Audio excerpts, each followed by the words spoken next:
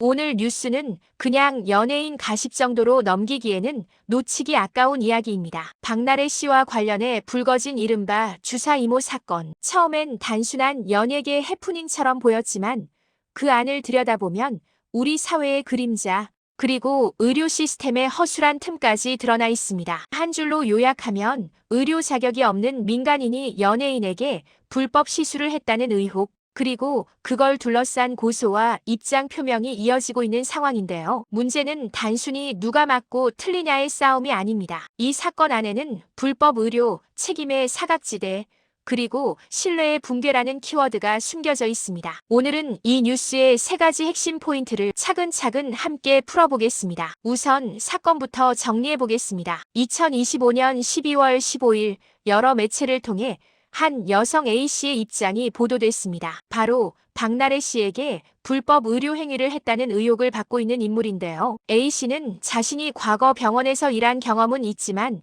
의료 면허는 없다고 밝혔습니다. 그럼에도 불구하고 연예인들에게 링거를 놓아주는 활동을 해온 것으로 알려졌죠. 이른바 주사 이모라는 이름으로 불리며 활동한 흔적이 있다는 겁니다. 그렇다면 왜 이런 일이 문제가 되는 걸까요? A씨는 당시 주고받은 문자 메시지에서 본인 번호가 맞다고 인정하면서도 박나래 씨에게 의료 행위를 했는지는 기억이 나지 않는다고 말했습니다. 또 예전에 병원에서 일하다가 약국 쪽 일도 했고 그걸로 반찬값 정도를 벌었다고 이야기했는데요. 의약 분업 이전의 경험을 언급하며 정식 의료 행위는 아니었다고 주장한 것입니다. 여기서 한 가지 짚고 넘어가야 할 게 있습니다. 의약 분업이란 제도 혹시 기억나시나요? 정부는 2000년 7월부터 진료와 처방은 의사, 약 조제는 약사만 하도록 엄격히 나누는 제도를 시행했습니다. 그 전까지는 동네 병원이나 약국에서 의사와 약사의 역할이 다소 혼재돼 있던 시절이 있었죠. A씨는 바로 그 시절의 관행을 근거로 자신이 한 행위가 의료법 위반은 아니라고 주장하고 있는 겁니다. 하지만 지금은 엄연히 분업이 이루어지고 있습니다. 자, 그럼 박나래 씨 측의 입장은 어떨까요? 사건의 또 다른 핵심은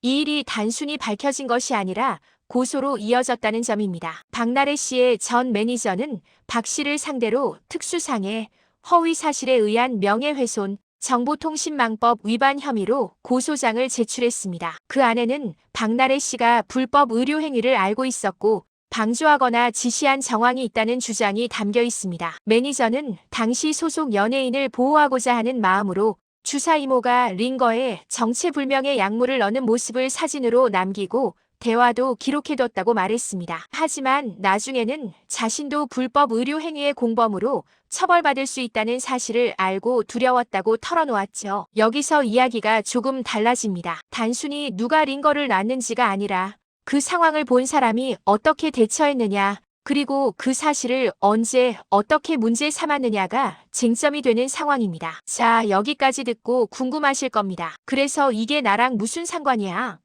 라는 생각, 자연스러운 질문입니다. 조금만 더 들어보시면 왜 이 뉴스가 우리에게 중요한지 이해가 되실 겁니다. 이 사건의 본질은 불법 의료입니다. 그리고 우리 주변에는 이와 비슷한 일이 이미 많이 일어나고 있습니다. 동네 미용실에서, 피부관리실에서, 심지어 한의원과 건강기능식품 체험방에서 정식 면허가 없는 사람들이 반영구 시술, 링거 주사, 각종 약물 처방을 한다는 이야기를 들어보신 적 있으실 겁니다. 그 중에는 시술을 받은 뒤 감염되거나 부작용을 겪는 경우도 적지 않죠. 시니어 여러분께서도 한 번쯤 들어보셨을 겁니다. 주사 한 방 맞고 확 좋아졌대. 이 집은 의사는 아니지만 손이 야무지대. 하지만 그런 말 뒤에는 안전의 사각지대, 법의 무력함이 도사리고 있습니다. 특히 시니어층은 만성질환이나 면역력이 약한 경우가 많기 때문에 이런 비공식 시술에 더 큰 피해를 입을 수 있습니다. 기억해 두시면 좋을 두 가지 키워드,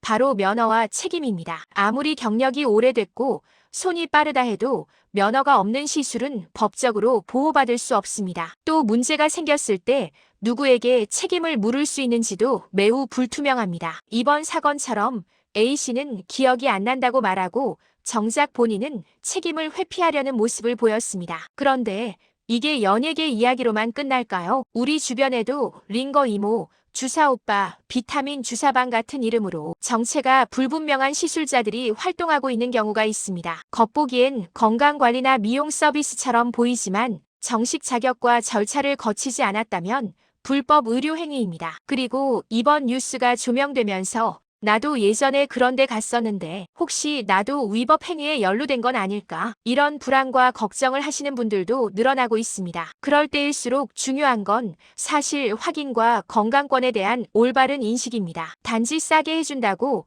효과 좋다는 말만 믿고는 안 됩니다. 안전하게 절차대로 법적으로 보호받는 방식으로 건강관리를 하셔야 합니다. 이번 사건은 단순히 박나래 씨 개인의 문제가 아닙니다. 우리 사회 전체가 면허를 갖춘 전문가와 그럴듯한 비전문가를 구분하지 못한 결과이기도 합니다. 그런 의미에서 이번 사건을 계기로 의료법령의 재정비, 단속 강화, 그리고 시니어 대상 건강 서비스의 정보 제공이 더 중요해질 것으로 보입니다. 정리하면 오늘 뉴스는 박나래 씨를 둘러싼 링거 이모 사건과 불법 의료 의혹에 대한 이야기였습니다. 그 안에는 과거 의료 관행의 그늘, 면허의 중요성, 그리고 고소 입장 발표까지 이어지는 책임의 문제까지 포함되어 있습니다. 아직 모든 것이 확정된 것은 아니지만 현재까지 알려진 정황만 보면 이번 사건이 단순한 연예계 논란을 넘어 의료윤리와 사회 신뢰 문제로 번질 가능성도 있습니다. 조금 더 자세한 경과와 법적 쟁점이 궁금하신 분들은